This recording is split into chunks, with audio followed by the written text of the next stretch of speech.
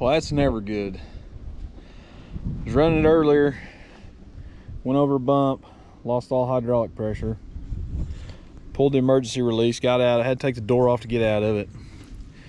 A friend of mine had a computer, hooks up to it. The ECM's responding to the voltage to the solenoids, and I'm pretty sure it's the coupler between the hydraulic pump and the engine, and they're saying it's easier to pull the engine to put it on there. So to be continued, but it really sucks. So I'm gonna have to take the coupler or the grapple off, shove it out of the way with the dozer, and pull the, I think one of my other machines, I think you just take the center plug out and either turn it around backwards or something, and it pushes that sun gear in so you can freewheel it, and I'll just shove it on the trailer and take it home, I guess. So to be continued. We'll see what happens from here. We're out here trying to get it loaded up. I couldn't on these, you either got to take the sun gear out. I can't get the snap ring pliers. I don't have a big enough pair. It's never been out of there. So what I've decided to do is I just took the bolts out of the sprocket, and I pushed on it and it's rolling. But anyways, I can't get this snap ring out of here. I kind of hit it. I don't have a chisel. I definitely don't have a big enough pair of snap ring pliers on the truck, and it's froze, seized up on her. I beat around on this. It's shaking. The dirt's falling out, but it just seized up. So instead of messing with it for however long, we're driving back to the house and getting some metal and trying to skid it and all that. But I was wanting to push it all the way down the driveway, so I'm probably going to get stuck. So with that sprocket not being bolted up like that, I'm afraid the farther I go, that sprocket's going to walk out and it's going to try to kick off. Yeah, I might be able to push it a little while. I might try to turn it and watch it and see, but I'd like to get the truck up on higher ground and get out of here instead of trying to load and turn it. I'll never make it out of here. I'll be stuck. So we'll see if the sprocket falls off or what happens.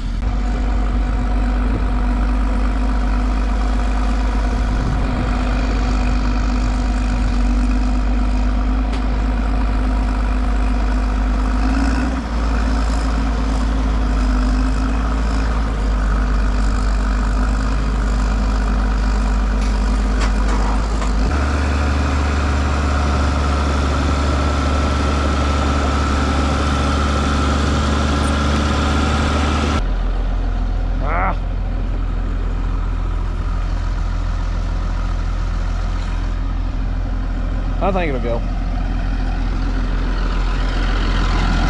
I know it'll go.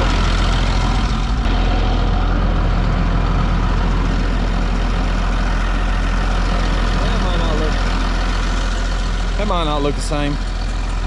I'll get a log out and chalk it and scoot back.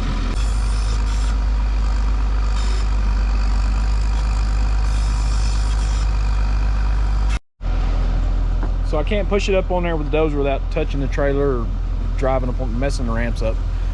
So I'm just gonna go over here to the local lumber yard, fire up the sawmill, make me a 4x4 real quick, and drop it down in there. All right, we got it on there, strapped down. So we'll get it to the house. Double check whether it's the pump or that there's gear in between the motor and the pump. Coupler, so it's plastic. Yeah, we'll figure. I'm sure it's to keep something else from breaking, but anyways, they say it's easier to pull the motor out. So I'll get it to the house, pull the hydraulic filter off, make sure the pump just didn't quit, like make sure there ain't a bunch of shavings in there. But if it's not the pump, then they say it's easier to pull the motor out. So we'll get it to the house. I'll get some video of unloading it, and looking forward to this one. See you after a while.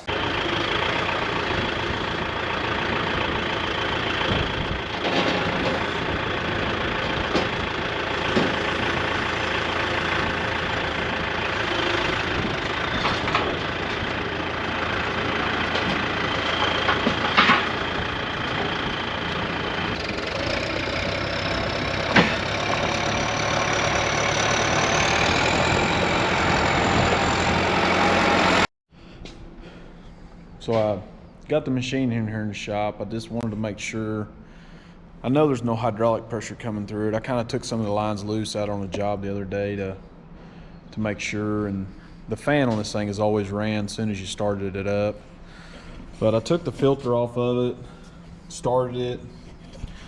No oil came out of it. The oil in the filter housing, like there was some kind of failure, part broke inside, maybe it would have, which is unlikely because usually when you have a pump failure like that, it'll start whining or growling, or it'll start giving you problems. It won't just quit all of a sudden. I thought it was like a loose wire or a relay that broke when it quit, because I went over a bump and it just dead, nothing. And like I say, when I was out on the job, I took some of these lines loose and started it, and nothing. And everybody that I've talked to, 99% of the time, what it sounds like it's doing, they're saying it's the hydraulic coupler that links the motor to the actual hydraulic pump. And everybody's saying it's easier to take the motor out. So I'm gonna clean all the dirt out of the bottom of that pan and look at it. It probably will be easier. This looks like a pretty big mess. I think once I get the radiator and cooler off of it and this door, air box and everything, I should be able to get around it really easy. And most of this wiring, I'm pretty sure that wiring loom where it plugs in the firewall, I should just be able to undo it. So a lot of this will stay complete. I'll have to uncharge the AC and probably take the door off. But once I get this stuff off the top, I should be able to get to it pretty easy. So, it makes sense to me. But hopefully I'm going to double check and make sure I get the parts for it before I start tearing it apart. Make sure there's not some kind of back order, because if there's a huge back order on it or 2 or 3 week wait, I'm not going to take it apart yet, because this is going to be a pretty major project, and a lot of stuff's coming off of it. And if you have to wait 3 or 4 weeks, it just makes it harder to put back together. But if I can get the parts like Monday or Tuesday, today's Saturday, I'll go ahead and take it apart tomorrow and have everything laid out and be ready to go back together Monday, because I got to have it to finish that job. The next 2 or 3 jobs coming up, I got to have it.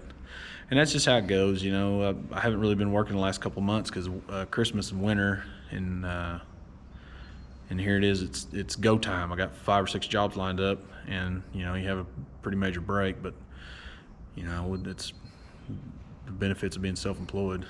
You either make the payment on a new one or work on an old one, and there's no guarantees that new one won't break either. And what makes it worse on that is you're making the payment on it, and if you take it to the dealer for them to fix it because it's under warranty, you're at the mercy of the dealer. And a lot of these parts that are going bad are on like 2-month back orders. So it's a no-win situation at this game. But so I'm out here this morning getting mentally prepared for this, I guess. This is karma. About 2 months ago, it's got a drain peacock on the back side of the block. Started leaking, so instead of buying a new one, it was really hard to get to. I had to use like a crow's foot and extension, and like my arms were cramping. I had to take the filter off of it. But I finally, luckily, it didn't round it off and I got it out of there. But instead of going to Caterpillar and buying a new one, because it's got a hose that runs out the bottom, I could have easily drained all this fluid out. I thought, I'll never need to drain the fluid out of it, and if I do, it'll probably be because it's a blowed hose and it'll already be drained. So I've just put a regular block plug in it because I could use a socket, and so that's kind of. So I just took the hot water hose off, and I'll get most of it out of there, but whatever's in the block's gonna come out. So I've just been looking at it. Put a piece of pipe across here, jack that up. I'm just gonna put a time-lapse video on here, get the cooler out, unhook the fan hydraulic, and I have no idea how long it's gonna take. Probably 4 to 6 hours would be my guess. So I'll put it on time-lapse and start grinding. Well, I thought I had it on time-lapse video, but that's how it goes. So I took the radiator out. I'll look at my clock, see what time. It's got sitting on a trash can. Pretty elaborate strapping system on a cherry picker. It was 10, 18, about 40 minutes or something to get the radiator out. But you can get to everything somewhat easily. I'm gonna pull this air filter out. I'll set the camera inside of here and make sure it's on the time lapse this go around.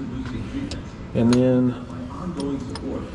the rest of this should go somewhat easy. All them exhaust bolts really scare me, but I think that all stays together.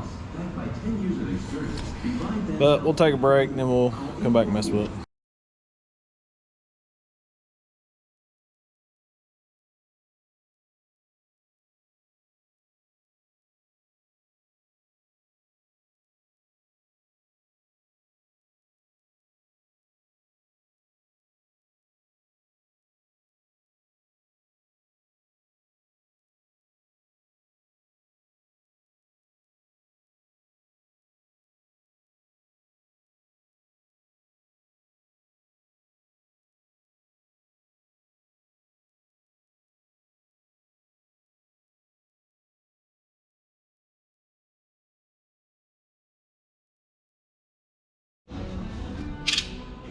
All right, so we got most of the little piddly stuff out of the way. Don't look too bad. I pulled this cover off. Looks like the majority of the wiring harness just unplugs on them two plugs there. I still got my fuel lines. I think the air conditioner, I'm gonna take it off the brackets and just lay it down there in the bottom. I think I'll take care of that. And it looks like it's on a skid. I don't know. It's all, bolts up to that. I think one here, two on the top. The fuel lines around the side. I'm gonna go ahead and pull the battery out and get it out of the way.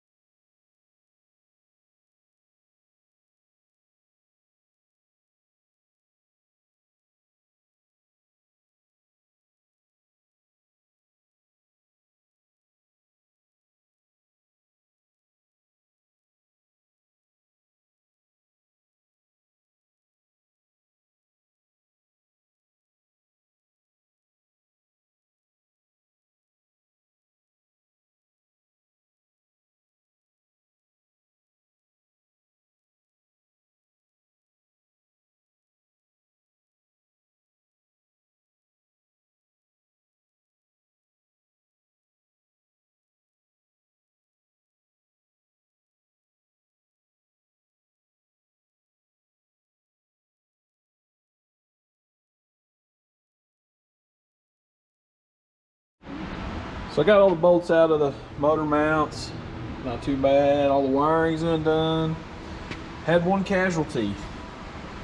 I broke the ear right here off of the air conditioner. Right there. Right yonder. I wiggled on the belt. The bolt was out of it and it cocked it sideways like that and broke it off. The good news is that the way the belt pulls it, all the tension on the front side is towards the compressor itself, not out on that ear. The back side pulls it away for like that when the belt's tight, so maybe it'll be all right. But there is bolts to go through the bell housing, just like any other standard motor tranny. And I'm in for a real treat, because they are way back up in there. And there is a pile of leaf debris, dirt. Yeah. So everything's pretty smooth. Probably took me 3 hours to get all that behind there. I've been taking breaks, jacking around. It's Sunday. So I'm gonna get a rake and try to rake all that around. It shouldn't be that hard to get these bolts out. It's probably going to be real hard to get it all lined back up, but that's just how it goes. So we'll get a big pick and work on this for a couple hours.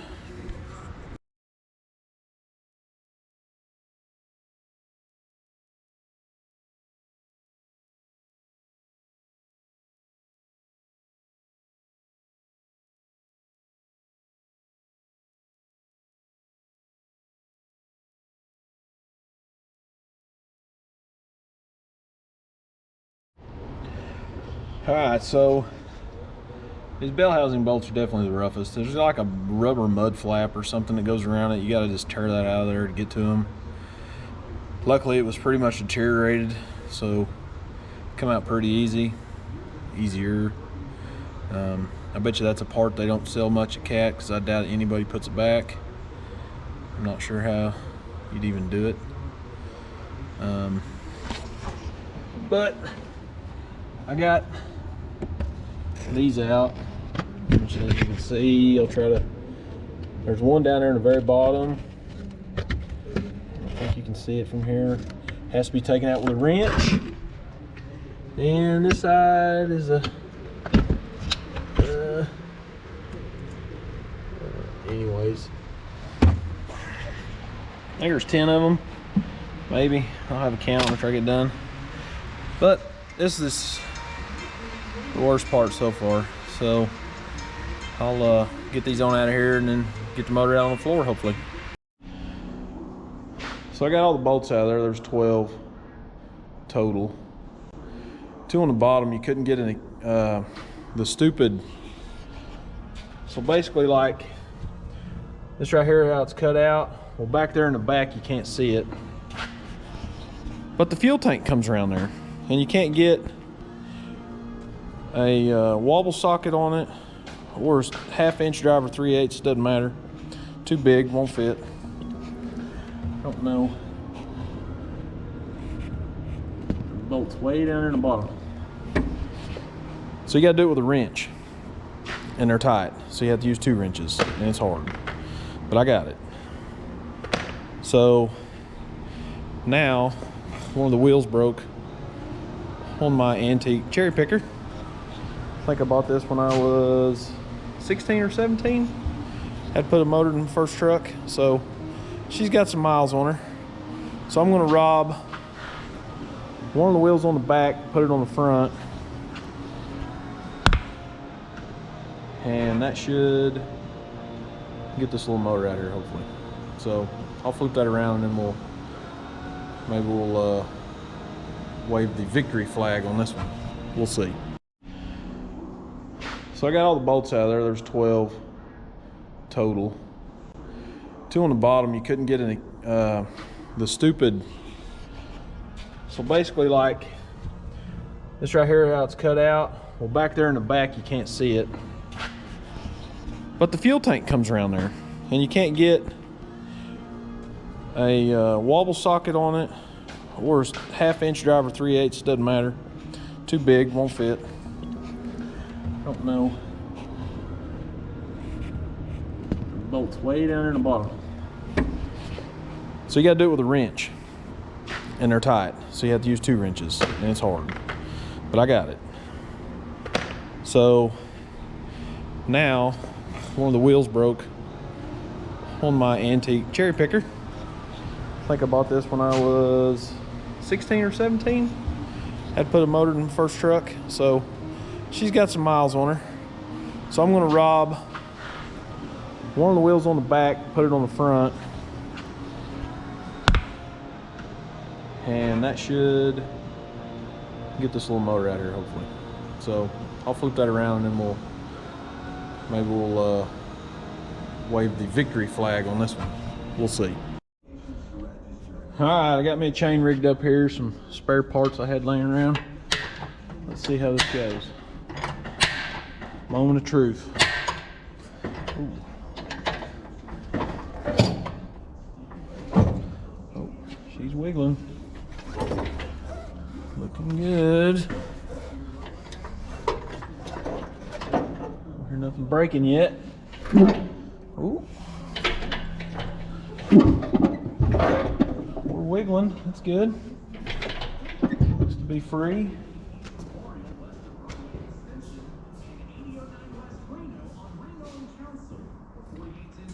There's always something that gets missed.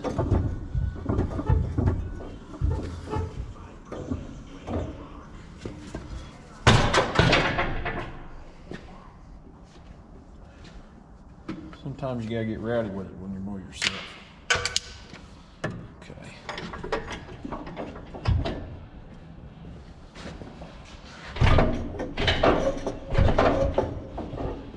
Whoops.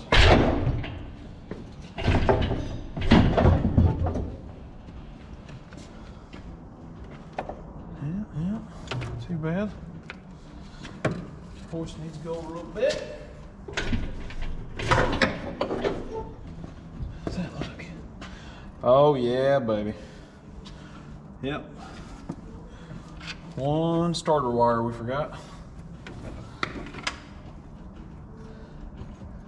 Not sure. It just clips in there. How cool is that?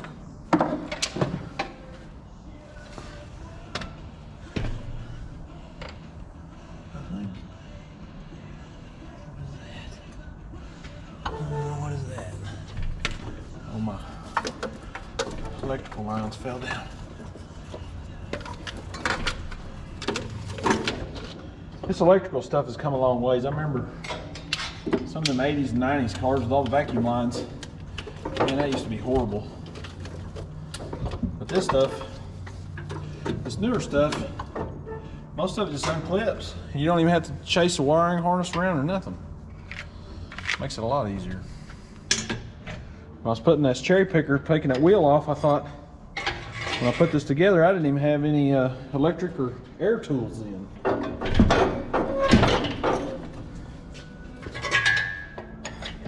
Now everything's battery powered.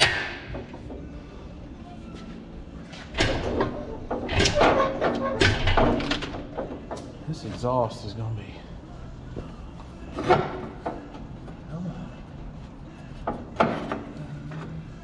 a little farther.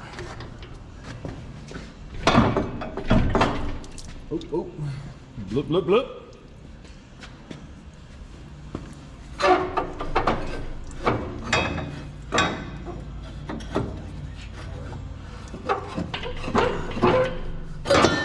Right. Knock a hole in the gas tank, you'll be fine.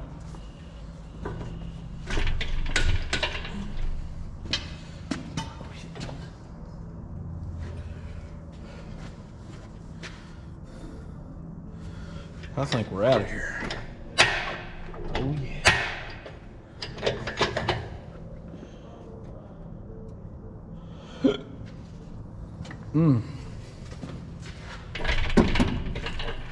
Old pan.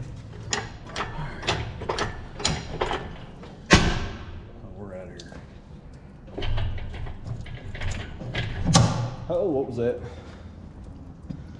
That didn't sound good. Yep. Fucking motor mount.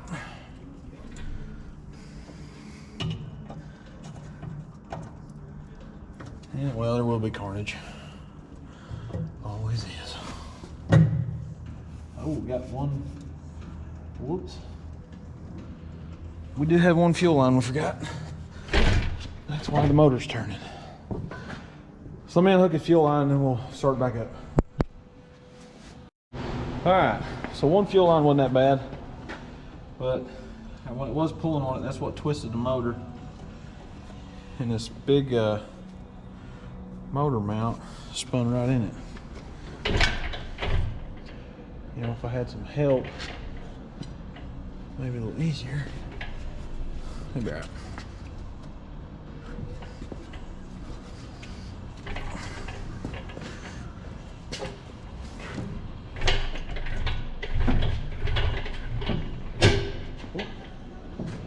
What was that?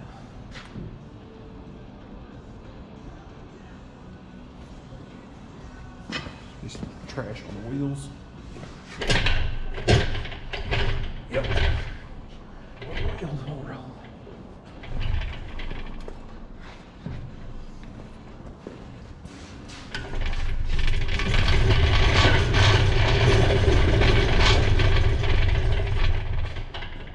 Sweet. Well, the good news is I can take a shower and go to bed. And this is what it is. I believe that's plastic, huh? I don't know if I'm supposed to do that or what, but probably. I think it looked like they got sleeves on them, so I guess it's supposed to wobble like that. But I'm sure there's a reason for that. If I was to guess, I'd say that in case your pump locked up, it'd strip that out. Wouldn't, but I guess killing the motor shouldn't hurt that bad. No different than killing it, pushing too hard. Yeah, just probably that vibration just sit there and eventually just chewed right through that. I think they got an updated aluminum one. So hopefully, that pump's just suspended by all them hoses. So hopefully when I get ready to stab this back in there, that pump didn't drop down a whole bunch. That's what I was afraid of. And then some of the bolts in the bottom of the bell housing were really rough to get out. But we'll get some parts tomorrow and continue on. I'll go ahead and clean the underbelly of this out really good. This has worried me about this machine ever since I've had it. All it takes is one little piece of a nut or a rock or anything to get in between that steel and that plastic, and the vibration is just going to chew a hole through that. And I mean, I get it. There's not really what's your other options, but doesn't mean I have to like it. And it even goes past the bell housing and across and in on this pump. That's why I couldn't get my wobble sockets on the bottom two.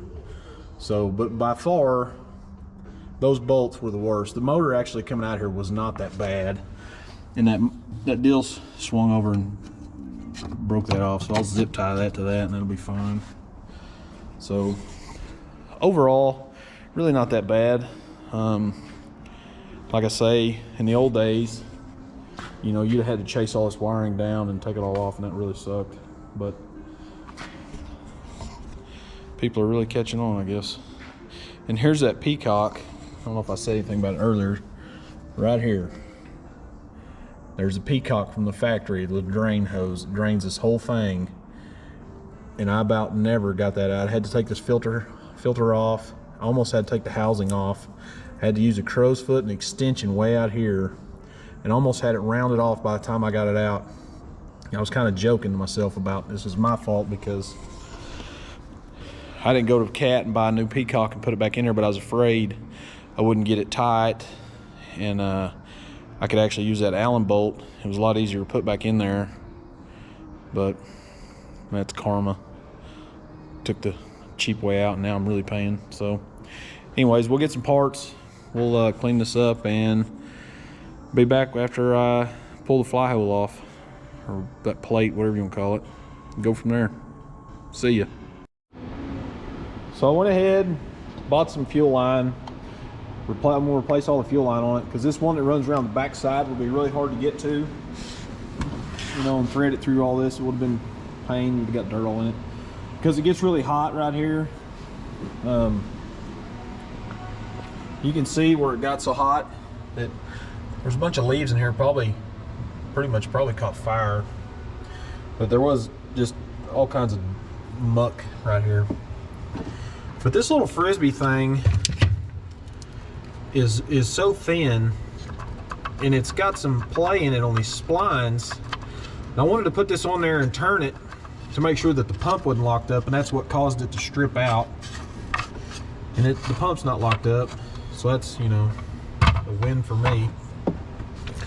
But these splines, I'm trying to see if I can make it where you can see it real good, but it's kind of hard to tell if it'll focus. But they've got a lot of play on them. Like right out here is as wide as they should be, and then it tapers in. You can see it kind of bends in. And I've got a Dodge, the 360,000, And the input shaft coming off the front of the transmission doesn't have that much wear riding on that steel clutch. So between this plastic and the dirt is just really taking a toll on that. And I'm hoping that, you know, this thing don't quit after another 1,000 miles. They make an aluminum one for the D5K, the dozers. A friend of mine put one on his machine, but apparently they don't offer it for the skid steers for whatever reason. You know, go figure. So we'll probably have to put a strap on the pump and pick it up because it's down at least 2 inches. So I'll put a ratchet strap on the inside, pick it up, and then I'll probably time-lapse video switching these out and put Loctite on the bolts. And then we'll be ready to deal with trying to put it back in there.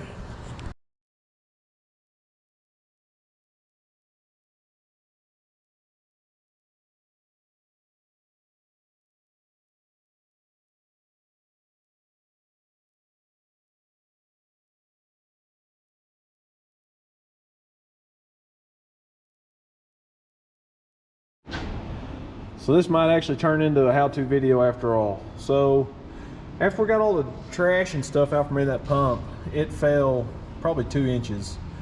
So what I've done was, that's almost like famous last words, I took a ratchet strap, I went over the mast, nice and round, you know. So I went, fished it through the spider web of hydraulic lines under the pump, back through the other side, same deal. Had to do it 2 or 3 times to figure the straightest point between A and B here. You know, there's, I don't know, 10 lines, and hooked it up there, wrapped it around the track, and cranked on it. And I'd already had it kind of pried up a little bit and had a piece of wood under it, so, but it holds it fine. I mean, this is, I'm sure the YouTube safety police will be telling me how unsafe this is for a newborn toddler to play in, but it's up quite a ways. It was right on top of that tank a minute ago, and I got it pretty much kick centered, so we're gonna go with that, try to get it stabbed in here and see what happens. So but I can't believe this thing has almost been on fire before. This rubber mat is like melted and all the paint's charred off of it, so I don't know if that was a just the exhaust that maybe got some leaves going or what, but I'll definitely be keeping it a lot more clean now, that's for sure. So it doesn't surprise me seeing a lot of these catch on fire and burn up, and you think, oh, I wonder how they done that. Well, acorns, little sticks and stuff on that regen, you know, it gets smoking hot. So definitely gonna pay more attention. Then your hydraulic tanks back here are always leaking, so that, you know, gas on fire. So anyways, we'll get it jacked up and shoved in here, see how long it takes to put it all back together.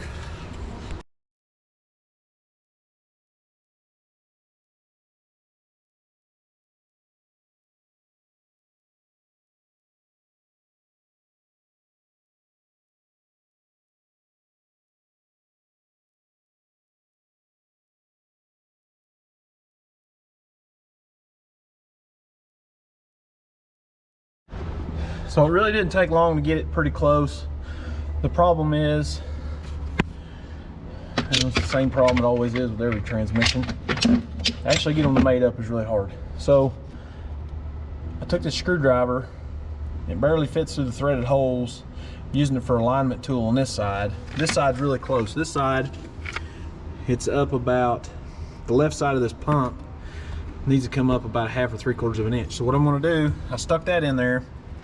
And the reason it's twisted is because of my ratchet strap is pulling this up and it's just twisting the pump. So I'm hoping I can let the ratchet strap off and that screwdriver will hold, and the motor, they might kind of break through because I'm spinning the crankshaft and I don't feel any resistance, so the input shaft of the hydraulic pump's not touching that plate yet. Or I could feel it scratching or something, but we're not there yet. We still got, we're really close though, because that's about how far it goes in there. So I'm gonna loosen this strap up, see what it does, maybe get me an alignment tool if I have to, or set the jack on one of these lines just enough to twist it And then hopefully by then I can turn the harmonic balancer over the crank and I can feel it grinding, and you know, sometimes you get lucky and it just falls in there, but you know, we'll see. All right, so I left that screwdriver in here. You can see it just fits, it just happens to be the right gauge of Phillips screwdriver. I took the strap off, put it on, just wrapped it around that fitting, hooked it onto that hose elbow, went around it and under it and back through the spider web and back to the track and cranked on it, because there's not that much weight. I'm not trying to pick the whole pump up, just trying to rotate it. And now you can see that screwdriver. So now the holes are lined up. So now what I can do is go and wiggle the motor around while I'm turning the crank. The only thing I don't know is if the motor and the hydraulic pump are like this or a little out like that. I can't see it. I'll have to get a mirror out, because that muffler and everything on the top of it sticks past 4 to 6 inches past the bell housing on the block. So I'm either gonna have to do a mirror. I'm hoping I can just kind of ease it in there, rotate the crankshaft, and I should feel it's only gonna come back about 1.5 inches. So if it'll start in there, I think me just wiggling around with this being still suspended on this rope and all these hydraulic lines, it should have enough shimmy that it should just fall in here. So we'll get around the front and see.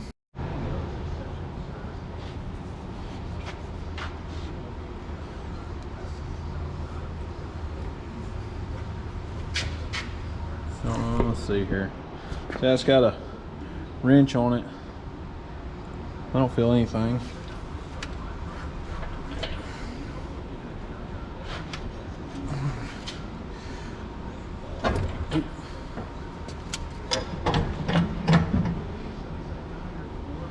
And the fact that this thing is plastic is even scarier, because you can't, I really don't want to roughhouse it too much.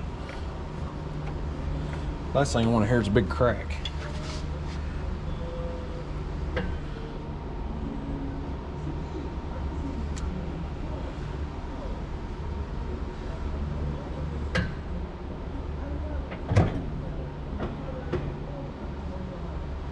The motor's in here.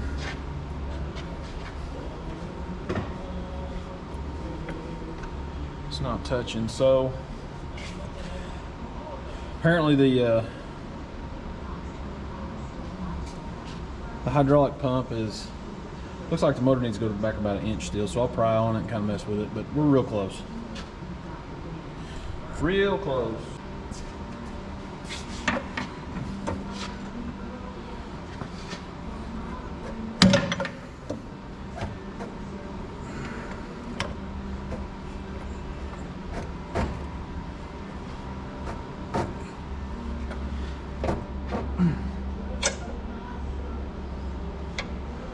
It's real close.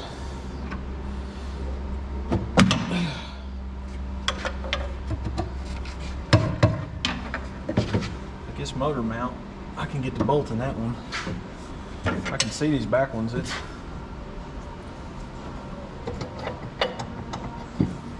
motor's where it goes. So I'll try to find some long bolts and start threading them and wiggle it around, and then see, I'm still not feeling anything. So we'll get the motor where it goes and then mess with the pump. So the screwdrivers worked. I had to kind of kick it around a little bit. I moved the crank and it jumped after I put the tractor jack on it. Now, I didn't just put the tractor jack on it and go to town. I barely put some pressure on it, got out, turned the wrench, and I seen the motor jump about 1/4 inch, and I knew that it was in at that point. And then I did a little bit more and kind of wiggled it, and I seen it was getting closer and closer, so I knew the splines were lined up. That's the key thing. And the screwdrivers is just a pilot to make sure it's in line, and now it's butted up next to each other, so I'm gonna put the bolts in. I'm not recording none of that. You know, if you guys want to see more time-lapse video or something, you know, maybe comment or something, but I'm not gonna mess with the rest of it. I'm gonna go ahead and bolt up all the bell housing bolts, get everything done underneath the cab, and then I might do some timeline, me putting the motor back together, because it shouldn't take very long after that, and then I'll be done. So back to work.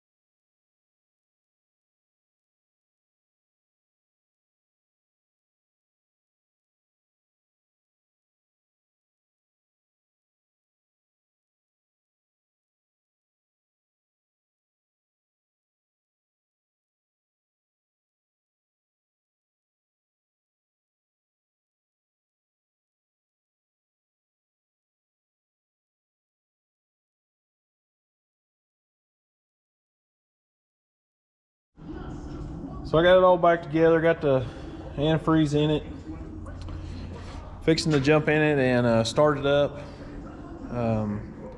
Try to cycle. Oh, I forgot, I got to put the bolts in the sprockets again. So I'll start it up and let it run for a minute. Make sure there's no oil, antifreeze, nothing shooting out nowhere, and let it kind of warm up a bit. And I'll go get the bolts for the sprockets and put them back together, pull it outside and power wash everything. And I'll be back to work tomorrow. So let's start it up, see what it does. Hopefully this ain't an emergency shutdown. This job wasn't too bad. It's not something you look forward to though, that's for sure. Nobody gets up and says, hey, I want to go pull the motor out of my skid steer. But, oh, dang it. But, I'd do it again if I had to. Probably about 2,000. Ooh. Battery's not on good. Let me tune the battery up. Well, figured out what it was. I don't know if you can see it or not.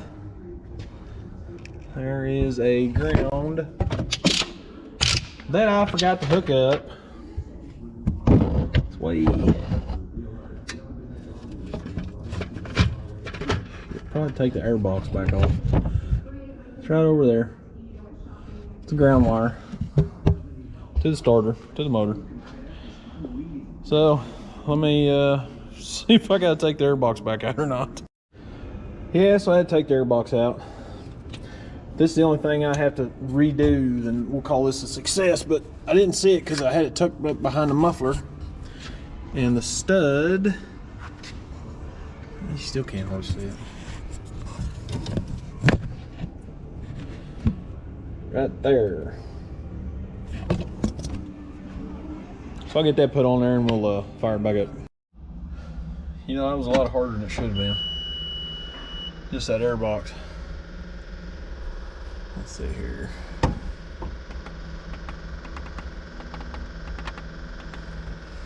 Here we go.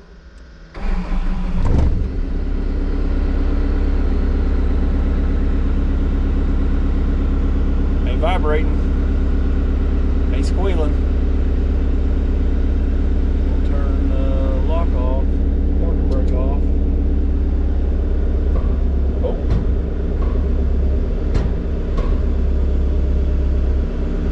It's bleeding off though. Oh, I bet one of the lines are still loose. I'm gonna turn it off.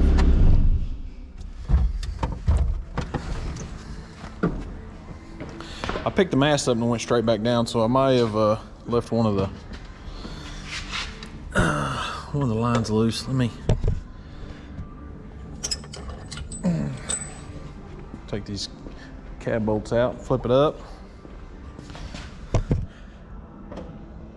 No, I don't think I think the emergency brake, the emergency release is probably on. Let me see though. Let me go ahead and flip it up. Just stick my head back in here. Yeah, it was up. It was up. So let's start it up again. So I had that log in there. I had to do that to get out, and then I did it again to unload it off the trailer because I knew the front was going to drag when I was backing it up by myself.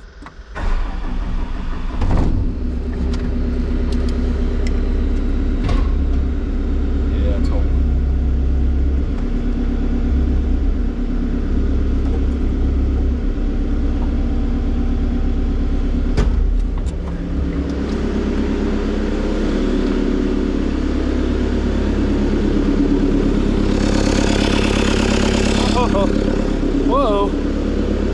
Thought it sounded weird. I think I had all the dirt out of it already. That'd have been a big time mistake. Thought that sounded weird. Let's rev it up and go run it out on the job like that. Oh. Everybody makes mistakes. That sounds better.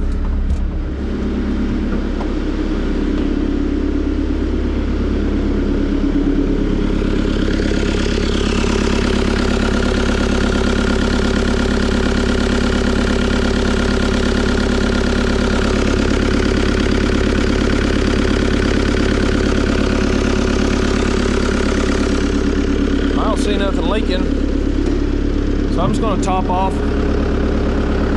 I'm gonna top off the antifreeze, oil and stuff, back it out, power wash it. Let it run for just a little bit, flip that cab open, and see if, make sure none of these return lines are leaking. Well, they shouldn't be, but that don't mean they ain't.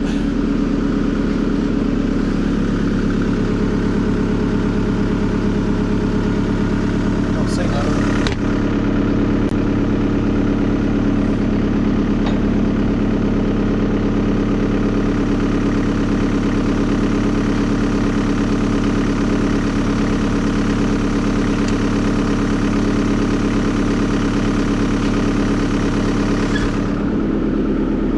Fluid, so I'll top everything off, back it out, and then go over everything. So I got it out of the shop and let it run out there for a while, nothing leaking. Went ahead and loaded on the trailer, get ready for tomorrow. It's, I don't know, 5:30 maybe. Let me see what time it is. It's 6 o'clock. So I got here about 10:30 with the parts and kind of, you know, ate lunch, jacked around, whatever. But so they call this, I would call it a flex plate of some sort because it bolts to the back of the flywheel of the motor. Some people call it a hydraulic coupler, but it's plastic. And I mean, it ain't. It's maybe, I drilled a hole in it just to see. I mean, that might be 1/4 inch, maybe. I think it's smaller, like 3/16. But the shaft strips out. Should have showed you the new one, I guess. But them splines go all the way through there, and that input shaft is only riding on about 1.5 inches, maybe 1.25 inches. I mean, looks more like a frisbee to me, but I would have thought it would have cracked out. But you know, it's tougher than what it looks, because in order for it to grind that input shaft down on that pump is pretty amazing. Even dirt, I mean, maybe it's the loose fit of the plastic to the steel, because like I say, I've took a lot of semis apart, you know, big trucks, 10, 13 speeds, 6 speeds on them Dodges. The input shafts, they never wear. The pilot bearing, where it goes inside the bushing, now that'll be all kind of wallered out and scarred up real bad, where them bearings will lock up and score them real hard and mess those up. But the input shafts, they don't have that kind of wear on them. So I thought that was really weird that plastic would do that. So we'll put it back in service tomorrow. Really start checking it probably about every hour or so, or if I smell any funky smells, for sure, make sure something didn't get overlooked. Some of them hydraulic lines, the returns, and some of the, even the antifreeze, until you get up to pressure, they won't leak. Hit a big bump or something. But that was kind of weird how this happened. It went over a bump with that log and it just went dead. So I thought it was electrical, and then, you know, of course, you try this, try that, and next thing you know, it's, luckily it wasn't a pump, because that was my thought process was, you know, if the pump for whatever reason just decided to lock up, and it would have stripped that frisbee, it would have stripped it out too. So that was one of the first things I checked when I got the new one, was stuck it on to make sure the pump wasn't locked up. But you know, everything was telling me to pull the pump, but everybody I talked to, you know, said it was easier to pull the motor, and it wasn't that bad. Probably 4 or 5 hours. I mean, I'll be able to do it a lot faster next time. 2 days, you know, if you got a little bit of background in doing something like that and got the equipment, you know, a cherry picker for sure. But it did suck. It wasn't something anybody ever looks forward to, but you know, it broke Friday. I didn't work Saturday because I had a birthday party, daughter's birthday party. But so Sunday I tore it apart, and Monday I got parts, and I'll be back to work Tuesday. I don't know what CAT charges, how many hours that would call for, but I think they're, you know, 2 to 3 weeks, maybe 30 days out. So you'd be out with a skid steer for that long. And so luckily I've got the place to do it, and the ability. You know, I still want to. When I get a little older, I probably won't. But we'll see how long it lasts before we have another problem. I bet I don't get 2,500 hours out of this next one because of the way them splines are wore. I bet if I get 1,000 out of it, I'll be surprised. But this time I'll know what, I'll already kind of either look for a pump or an input shaft or something, be trying to find a different avenue before I even pull it out, knowing that that's what it is. So anyways, hopefully if you watch this and you're having the same problem, maybe it'll be smooth sailing for you too. So until next time.